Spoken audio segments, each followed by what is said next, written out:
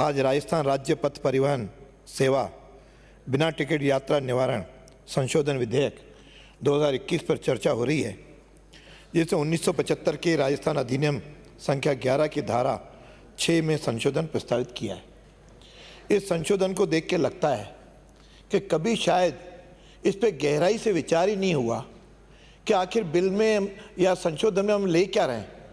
आपने 250 से 2000 रुपये केवल वहाँ पे भुगतने के लिए जनता को आपने इसमें प्रस्तावित किया। वास्तव में यदि आपको लाना ही था तो आप ज़रा रोडवेज किस प्रकार से चले, किस प्रकार से फ़ायदे में हो, किस प्रकार से भ्रष्टाचार रुके, किस प्रकार से अवैध संचालन समाप्त हो, इस पे कहीं विचार होता, इस पे कोई बिंदु होते, इस पे कोई चर्चा होती। लेकिन मुझे आपके दोनों रूप देखे हैं। जब आप पार्टी के नेता थे तब आप विपक्ष पे या सत्ता पे किस प्रकार से बोलते थे, और आज आप किस स्थिति में आ गए हैं। मुझे लगता है ये शायद दो पार्टों के अंदर आप पिस रहे हो। पहले एक पार्टी में थे, आप दूसरे पार्टी में आ गए हो। इस कारण से आप शायद अपनी क्षमता का पूरी तरह उपयोग नहीं कर पा रहे हो कि इधर जाऊं या उधर जाऊं।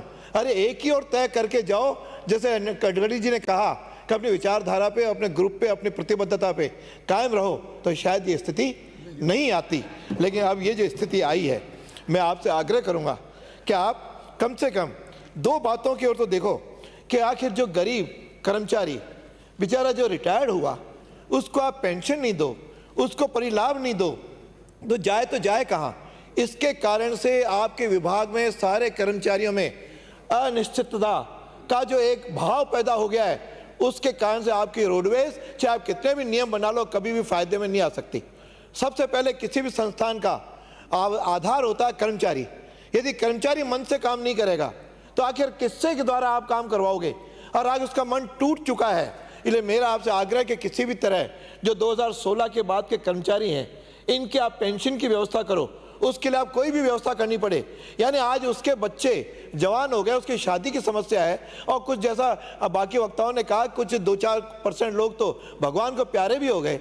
आखिर उनके परिवार कैसे पल रहा होगा। जरा आप अपने आप को उस जगह अपने आप को स्थापित करके जरा विचार तो करो, उनके आंसुओं को तो देखो, उनकी पीड़ाओं को तो समझो, तो ध्यान में आएगा कि आखिर आप किस प्रकार की बात कर रहे हैं। तो मेरा सबसे पहले आपका आग्रह है कि इनकी पेंशन की तत्काल आप व्यवस्था करें, और उसकी व्यवस्था के लिए आपको बहुत ज़्यादा कोई बजट नहीं चाहिए।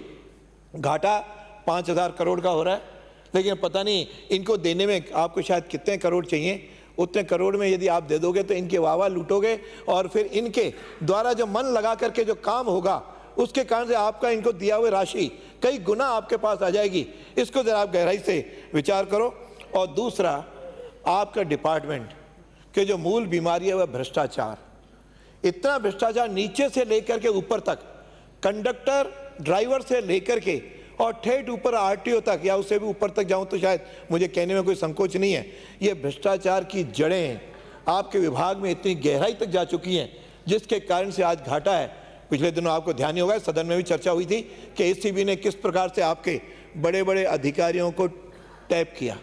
उसके बाद से विषय आया गया हो गया, लेकिन उसको रोकने के लिए कोई कदम उठाए हो, कोई कार्रवाई हुई हो, ऐसा नहीं। आज भी वो खुलेआम भ्रष्टाचार करते हैं। कारण अपनी नियुक्ति, पोस्टिंग, ट्रांसफर्स में ही उनको लाखों रुपए, करोड़ों रुपए देने पड़ते हैं। वो फिर अपने स्थान पे करते हैं, तो फिर बेचारा नीचे का जो कर्मचारी है, जो टायर में या डीजल में कोई गड़बड़ करता है, उसका तो ध्यान जाता है कि वो डीजल में गड़बड़ कर रहा है, या टायर में पंचर एक ही जगह 2 का बिल ले रहा है, या किसी और प्रकार के बात कर रहा है। लेकिन असल में इनके अधिकारी वर्ग में, चाहे वो भरतपुर संभाग हो या जयपुर संभाग हो, किस प्रकार से अधिकारी रेड हैंडेड पकड़े गए, मैं समझता हूँ उस पर कार्रवाई तत्काल की जानी चाहिए थी। उसकी आंच शायद ऊपर तक आप तक भी पहुंची, लेकिन वो उस आंच को वहीं समाप्त करें, उस भ्रष्टाचार को समाप्त करें। और इसके लिए एक बहुत बड़े गिरोह हैं जो अवैध बस संचालन करते हैं। आज मेरे अजमेर में मैं देखता हूँ किस प्रकार से रोडवेज बस स्टैंड के बाहर प्राइवेट बसें खड़ी होती हैं, उसके बाद रोडवेज बस स्टैंड निकलेगी वह अंदर से, चाहे वो 5 मिनट लेट ही निकलेगी, लेकिन पहले सारी सवारियाँ सड़क पे खड़ी हुई वो ले जाएगा, उसके बाद वो निकलेगा।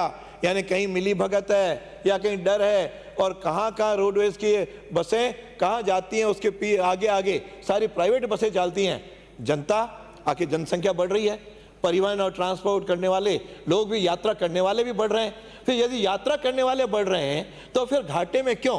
प्राइवेट वाला कम किराए में और अधिक ज़्यादा संख्या में ले जाता है तो वो तो कम किराए में लाभ में रहता है, और आप ज़्यादा किराए में भी घाटे में रहते हो। इसको कहीं पता तो करो, आखिर कहाँ है ये पैसा, कहाँ जाता है? किराया आपका ज़्यादा, आपकी सुविधाएं आपकी नहीं, और खटारा बसें तो ऐसी हैं कि जिसमें हॉर्न के अलावा सब कुछ बजता है। हॉर्न तो नहीं बजता, लेकिन बाकी इतने खड़खड़ सारी कांच की और बाकी इतनी आती है कि व्यक्ति के कान भी बहरे हो जाएं। ऐसी बस में, गंदी बसों में कौन बैठना चाहेगा? तो यहाँ उसकी सफाई कैसे हो, उसमें किस प्रकार की रिपेयर करा करके वर्कशॉप, आपके वर्कशॉप के पिछले दिनों मेरे पास अधिकारी आए, वर्कशॉप के अंदर बाहर खड्डे इतने हैं, वो कहते हैं आप विधायक कोष से पैसा दे दो तो हमारे खड्डे भरे जाएं। यानी ये स्थिति आ गई। मैंने कहा आपका विभाग क्या कर रहा है कि विभाग हमारी सुनवाई नहीं करता? जिस कर्मचारी के मन में ये आ जाए कि विभाग कुछ नहीं करता, तो मैं समझता हूँ उसके बाद कुछ बचता नहीं है। और स्टाफ, आखिर आपके स्टाफ की कमी, जैसे बताया कि 2014 के बाद किसी प्रकार की कोई नियुक्ति नहीं हुई। अरे कम से कम पोस्टें भरो, कितना घाटा, थोड़ा सा और घाटे, लेकिन लाभ में लाने के लिए आपको ये सब कुछ करना पड़ेगा, लेकिन आज कर नहीं रहे। तो जनता की तो दोहरी तेहरी मार हो रही है। जनता एक और किराया ज़्यादा दे, दूसरी ओर उसके प्राइवेट, मजबूरन भी प्राइवेट में बैठे और फिर सड़क दुर्घटनाएं में घायल हो जाए। यानी इस प्रकार की बात करना, मैं समझता हूं कि आर्थिक मंदी के दौर में जब कोरोना की बीमारी चली है, लोगों की आर्थिक स्थिति खराब है, उस तरह केवल इन गरीब लोगों पर 2000 रुपये का जुर्माना लगाना, मैं समझता किसी भी तरह न्याय संगत नहीं है।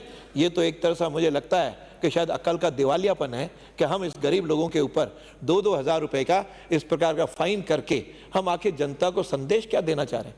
आप लगाओ कर जो बिना यात्रा करे, लेकिन बिना यात्रा वो कर रहा है तो किसके कहने से कर रहा है? अधिकारियों, ड्राइवर और कंडक्टर के कहने से कर रहा है, ड्राइवर उसकी शय पे कर रहा है, उसकी शय को रोकने की तो व्यवस्था नहीं, और केवल उस जनता के बेचारा जो उस रोडवेज में बैठ रहा है उसके ऊपर। और जैसा अभी बाबूलाल जी बाकी लोगों ने कहा, आम व्यक्ति बिना टिकट के यात्रा नहीं करता, वो पार्टी का किसी न किसी शय पे करता है। तेरे को मैं बैठा लूंगा, जो अधिकारी देखेंगे वो कर लूंगा, यानी उसकी शय पे वो बिना टिकट की यात्रा करता है। आप जरा उनकी नकेल कसो, आप जरा अपनी व्यवस्थाएं सुधारो, अपना जरा नियम बंधन सुधारो, अपने वातावरण ठीक करो, आप कर्मचारी पूरे करो, आप भ्रष्टाचार को रोको, तो मुझे लगता है कि शायद ये चीज़ें इम्प्रूव हो सकती हैं। बाकी नहीं तो ये ऐसे ही चलेगा। आप भी 35 महीने तो हो गए, शायद कुछ महीनों में आप भी चले जाओगे, हालांकि आप पे सिर पे तलवार लटकी हुई है। हमें लगता है कि ऐसा आप बने रहें, लेकिन इस प्रकार की स्थिति न रहे। लेकिन ये स्थिति जो इस प्रकार की चल रही है, ये घोटालों की सरकार है। इस तरह घोटाले आपके यहाँ बंद हो। और यदि आज मैं कह सकता हूँ कि सारे विभागों में यदि अधिकतर से अधिक घोटाले हैं तो वो रोडवेज के अंदर है। उस घोटाले को आप रोकिए, वो तब जाकर के आपको बढ़ी। आप बड़ी बड़ी घोषणाएं तो करते थे, उस घोषणाओं की जरा क्रियान्वित तो करो। विधानसभा में खड़े होकर के आप अपने पिछली सरकार पर आरोप लगा करके आप वहां से बच सकते हो प्रश्न के उत्तर देने में या किसी प्रकार के, लेकिन वास्तविकता से आंखें नहीं मूंदी जा सकती। वास्तविकताएं कुछ और हैं, उस वास्तविकताओं पे ध्यान करो तो निश्चित रूप से मुझे लगता है कि प्रतिदिन जो लाखों का घाटा है वह कम होगा। और नहीं तो चलो हमारे समय कुछ कमियां होंगी, लेकिन 3 साल से तो आप हो, आप उसमें से कितना इंप्रूव कर पाए कि घाटा बढ़ा के घटा, यही मूल्यांकन हो जाएगा आपका। तो आपके घाटा बढ़ क्यों रहा है ये तो बताओ। आपने कहा बसें भी नहीं लाएंगे, मुझे नई बसें कहीं दिखाई नहीं देती। मैं अजमेर ज़िले में कई बार मुझे दिखाई देता है कि इस प्रकार की बसें होंगे। तो इसलिए मैं आपसे आग्रह करूंगा कि रिफॉर्म की बातें जो कुछ आपने कही वो सारी थोथी साबित हुई हैं। लाखों यात्री आज परेशान हैं, इसीलिए आप इस प्रकार का अधिनियम में संशोधन ला करके आप हमारा समय भी खराब कर रहे हैं और जनता का भी खराब कर रहे हैं। और इसका मिसयूज़ होगा। 2000 किसी जनता की जेब में नहीं होंगे, 2000 निकाल करके वो सजा दे देगा, उसके आधार पे तो उसके कारण जो कंडक्टर को कुछ रुपए ज़्यादा दे करके अपनी जान बचाएगा। यानी इससे तो भ्रष्टाचार को कई गुना बढ़ाया जा सकेगा। मैं इस प्रकार की आप मत लाएं। इसलिए मेरा आपसे आग्रह है कि इस बिल को आप पारित कराने के अलावा आप इसको 6 महीने के लिए जनमत के लिए प्रसारित कर दें, ताकि आप इसको सोच समझ करके बिल ला सकें। और उसमें सारी चीज़ें, रोडवेज को कैसे किया, जो लोगों ने सुझाव दे रहे हैं, हम सब दे रहे हैं, आपके पक्ष के भी कोई लोग देंगे, उन सारे सुझावों को समाहित करके एक कंक्रीट कॉम्प्रिहेंसिव आप यदि बिल लाएंगे तो निश्चित रूप से रोडवेज और राजस्थान का भला होगा, जनता का भी भला होगा, सरकार भी ठीक ढंग से चलेगी और ये जो भ्रष्टाचार आपके विभाग का है ना, उस पर भी अंकुश लग सकेगा। धन्यवाद। श्री कैलाश चंद